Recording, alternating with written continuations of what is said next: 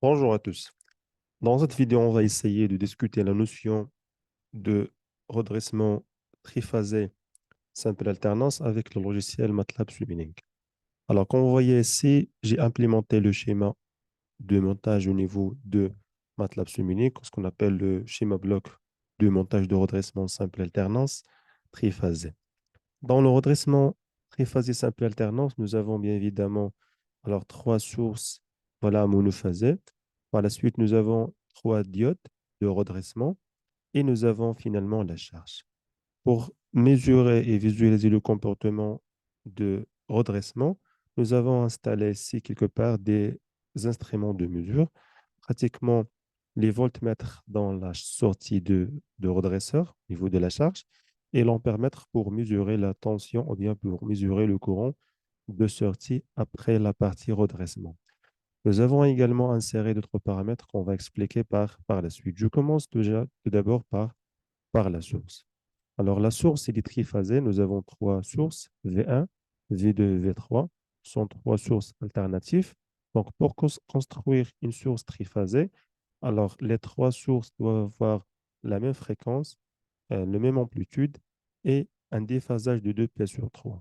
Dans la première source, en ce qui concerne les paramètres, l'amplitude maximale, c'est 220, la phase, c'est 0 et la fréquence, c'est 50. Dans la deuxième source, la deuxième source doit être déphasée de 120 par rapport à la première et avec la même fréquence. Également, la troisième source doit être déphasée de 240 par rapport à l'origine, qui est la première source, et avec bien évidemment le même pic amplitude et la même fréquence. Par la suite, nous avons inséré les trois diodes pour avoir la forme de redressement triphasé simple alternance, et nous avons le paramètre et la charge.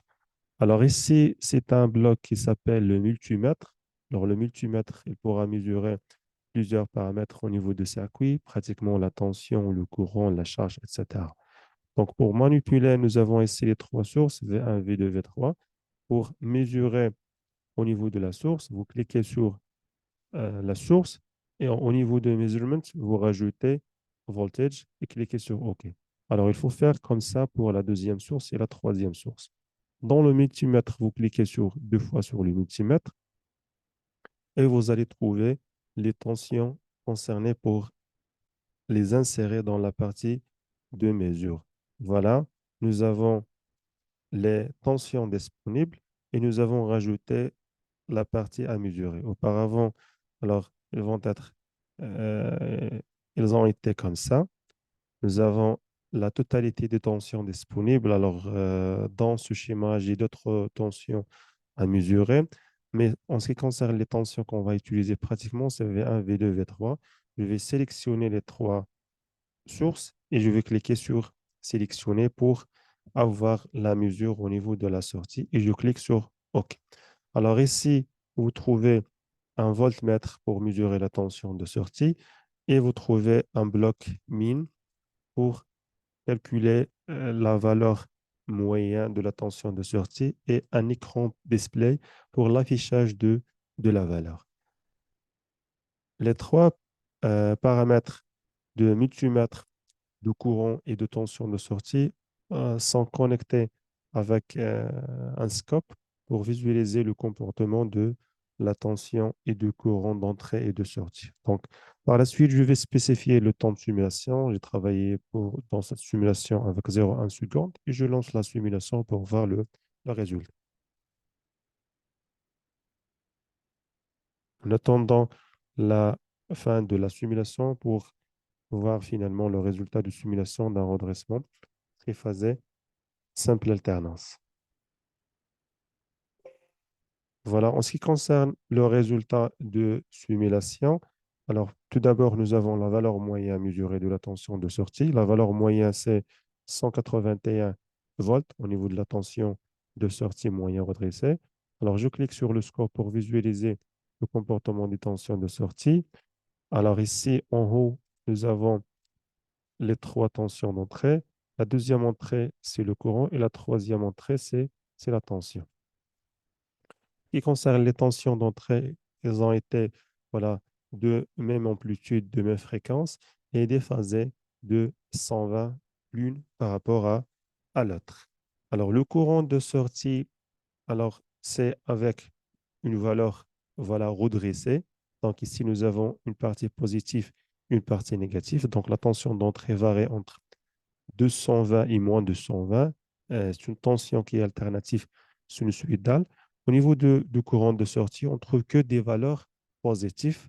Alors, c'est le rôle de redressement. Donc, le courant a été redressé. Et la valeur de sortie de courant, c'est presque entre 5,5 ampères jusqu'à 11 ampères. En ce qui concerne la tension, on trouve que la tension également a été redressée. C'est voilà, de presque 110 volts jusqu'à presque ici 180 ou bien 200 volts. Donc, vous pouvez remarquer que la tension et le courant de sortie ont été redressés. C'est ce l'effet, bien évidemment, des diodes de redressement. Ce qui concerne la valeur moyenne, c'est 181. Alors, alors j'ai également implémenté à côté le schéma d'un redressement à la triphasée double alternance avec 6 diodes. Nous avons la même chose, 3 sources. La première source avec le nom AC voltage source 16, la deuxième AC voltage source 17 et la troisième AC voltage source 15. Alors, les sources ont été déphasées de 120 l'une par rapport à l'autre. Et nous avons les trois, ou bien les 6 diodes de filtrage, la même chose. Nous avons un multimètre pour mesurer les trois tensions d'entrée. Nous avons un ampèremètre pour mesurer le courant de sortie. L'ampèremètre, il est connecté en série avec la charge. Et nous avons la charge résistive. Dans la charge résistive, alors, c'est 20 ohms. La même chose avec la première, ou bien le premier montage. Dans le premier montage, nous avons toujours mis 20 ohms. Et en ce qui concerne le résultat, je vais relancer le résultat de la simulation pour revoir la simulation de redressement avec le cas de redressement triphasé double alternance avec 6 diodes. En ce qui concerne la valeur moyenne de tension de sortie dans le cas de redressement avec 6 diodes, la valeur moyenne, c'est très élevé par rapport à la première mesure. Dans la première mesure, nous avons une valeur de 181. Actuellement, la valeur moyenne avec 6 diodes, c'est 362,1 volts. Alors, notons que les paramètres de source, ce sont les mêmes paramètres. Alors, nous avons toujours voilà, le même amplitude pour la première situation et pour la deuxième situation. Et vous pouvez remarquer la valeur très élevée dans le cas de redressement triphasé, double alternance avec 6 diodes. En ce qui concerne les formes des tensions d'entrée et de sortie, je vais cliquer sur le scope pour visualiser la forme des tensions d'entrée ici.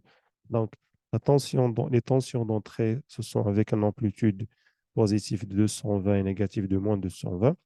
Donc, elles varient avec la même fréquence, voilà, le même amplitude, avec un déphasage de 120. Au niveau du courant, le courant de sortie est redressé avec une variation de 16,5 jusqu'à 19 ampères. Et finalement, le courant, c'est de 330 jusqu'à 380 volts. Vous pouvez remarquer que dans le cas de redressement avec ces diodes, la valeur de tension de sortie est très élevée par rapport à la valeur de tension de sortie dans le redressement triphasé, simple alternance avec juste trois diodes.